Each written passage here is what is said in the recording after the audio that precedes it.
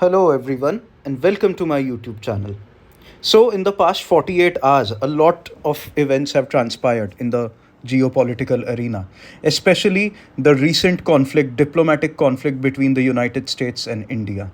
So, finally, after reaching the deadline of 1st of August, Donald Trump decided to impose his 25% tariff on Indian goods entering the US.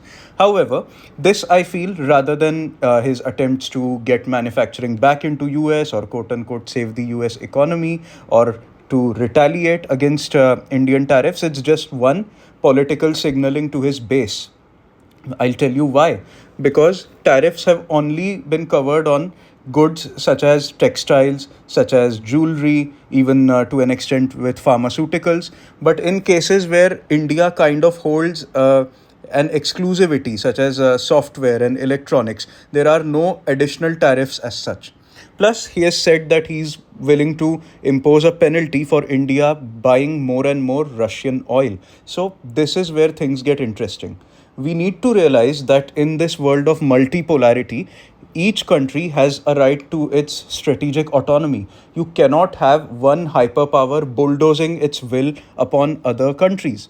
Well, President Trump, and to an extent rightly so, calls India the largest abuser of tariffs. Yes, we do have one of the largest tariffs on American imports coming into our country, but then that's just typical with any developing economy. It's just to protect our local industry and our local manufacturers, especially in the automobile sector, for example. So, but what about his allies, President Trump's allies, such as Japan and South Korea? I remember around a couple of weeks ago when he wrote humiliating letters to Japan and South Korea's heads of state, saying that he's imposing about 30 to 35% tariffs on both these countries. Both these countries are the ones which do not even charge like almost 0% tariffs they charge on American products. So, what does that say about the US as such? Why is President Trump hell bent on wrecking the close geopolitical relationships which his predecessors have invested so many years into cultivating? So now that we have seen what exactly happened, we'll now see what will happen in the near future. Well, as reports by ANI, Reuters, the New York Times, and multiple media outlets confirm, India is not likely to let off. India will continue buying at least 45 to 40 to 45% of its oil imports from Russia. Rather, there is a possibility that India might double down. So we might see the presence of Russian oil in India grow from 45 to 50, 60%. And that's a huge possibility. There is also a possibility of these transactions being made in the yuan. And India Russia oil trade over the past 3 years has been to the value of almost $130 billion if you combine the past 3 years. And taking the dollar out of the equation and putting the yuan will be a huge step towards de-dollarization. In fact, almost around 55% of the transactions globally are happening in the dollar. That is a huge fall from around 70% just 15 years ago. So, a 15-point decline in 15 years. Who knows what will be the case by the end of this decade?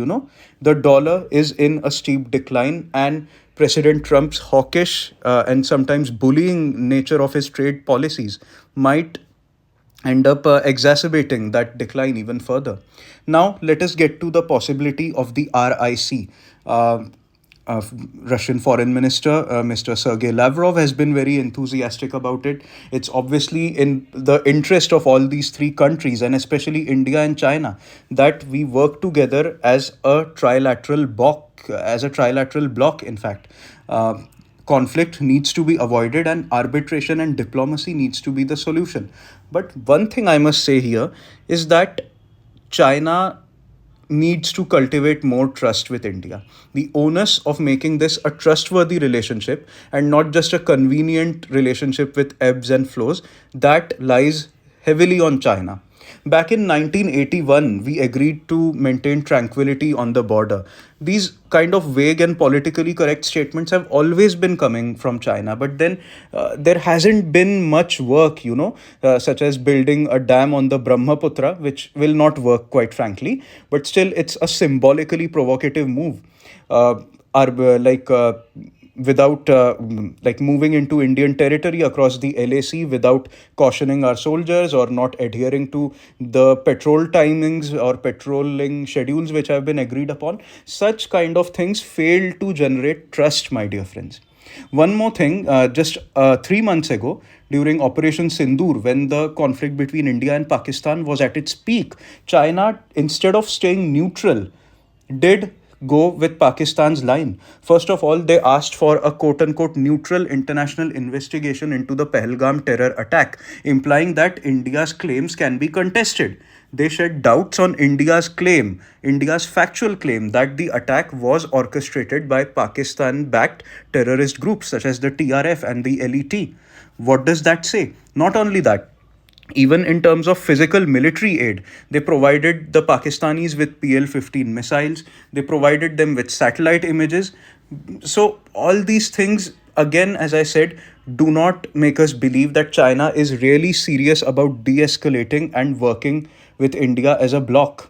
So, honestly, symbolic moves such as increasing the number of visas given to Indians, restarting the Kailash Mansarovar Yatra, these are good. But unless and until China chooses to stay out of arming India's adversaries, we unfortunately cannot bat for a good India China relationship. At best, it can be a relationship that is contained and untrustworthy rather than being overtly hostile. That's the best I see this relationship going to as of now. But what we need to see is, as I said, India will import more oil from Russia now. India will choose to double down. In fact, India is showing its defiance. We have rejected the F-35 fighter jet deal, which I'll make a video on in the next coming video. India has rejected President Trump's claim that Indian economy is dead. So this might point to the fact that India might even ramp up its oil imports from Russia. Rather, we might end up signing up multiple arms deals with the Russians, such as the S-500 Prometheus air defense system, the Sukhoi 57E stealth fighter. Even India and Russia are also finalizing a deal on the AK-19 assault rifles. And there are a lot of things happening. Obviously, even our indigenous Kaveri engine is in Russia for testing. But one thing that we need to realize about the Indo-Russian relationship is how maturely it has been dealt with over the past 3 years. Obviously, India maintaining its strategic autonomy and standing up to the West is a theme. But one theme that we often fail to see is the maturity of this relationship. In the beginning of the Russian military operation in Ukraine, they were selling us oil at a dirt cheap price, often $20 per barrel lower than the market rate, which means they were barely making a marginal profit, whereas India was enjoying the benefit of cheap oil. Now that figure has come down to just $3 to $4 or $5 at the most per barrel below the market rate. But still, the maturity stands. What India has done is that we have allowed a huge trade imbalance to foster.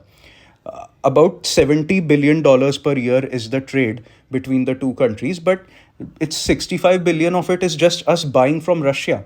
And we have purposefully chosen that. Coal imports from them stand at 52% higher than what they were a couple of years ago. Timber imports are increasing. Fertilizer imports are also set to increase. Even natural gas is being discussed. And in exchange for that, in exchange for such a huge trade imbalance and such a deficit trade, what Russia is doing is that it's increasing quotas for Indian workers to work in Russia. There has been a meteoric rise in the presence of Indian workers in Russia. So basically, what this allows is it allows Indians to obviously gain from the Russian economy and also send valuable remittances back home, which are not generally earned through direct nation to nation trade, but even remittances by people based in a country are a significant addition to the Indian economy. So that is how a a kind of a relationship of equals or a relationship of partners functions. It's not just one master dictating. And basically what President Trump is doing with all these deals he's pulling off with these countries is that he is maintaining his aggressive tariffs back home and just wanting the other country to lower tariffs on American goods. So this is not how it works, by the way. The American deep state and the establishment needs to come to terms with the fact that this is a multipolar world now. So they can either work with it and in a way that maintains peace, stability, and leads to development all over the world, or they can just wreck their own relations and, at worst, even the global economy by their dangerous and arbitrary trade decisions. So, in the next video, we'll cover reasons as to why India ended up rejecting the F-35 stealth fighter jet and which jet will India choose, and a lot of questions we'll deal with in the next video. As of now, if you happen to like my video, please share and subscribe and like this video. Thank you so much, friends. Jai Hind. Take care.